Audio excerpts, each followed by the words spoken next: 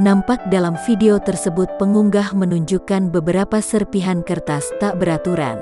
Serpihan kertas itu ternyata merupakan kertas penting seperti ijazah, sertifikat, dan penghargaan. Dalam keterangan di video tersebut, pengunggah juga menuliskan jika saat sekolah janganlah menjadi ambisius.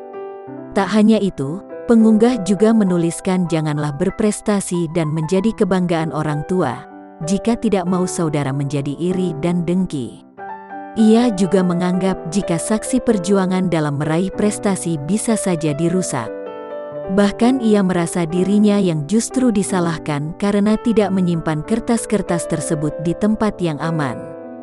Saat dikonfirmasi Tribun Tanda Hubung Video.com pada Selasa, tanggal 30 November tahun 2021, pemilik akun @jidanar31 membenarkan video tersebut.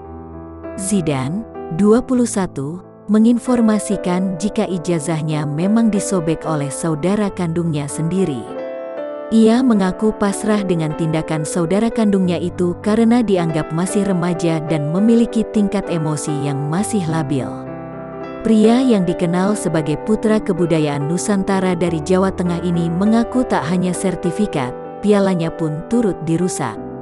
Bahkan, baju baru yang ia beli dengan uang hasil jerih payah sendiri juga turut dirobek dan dirusak.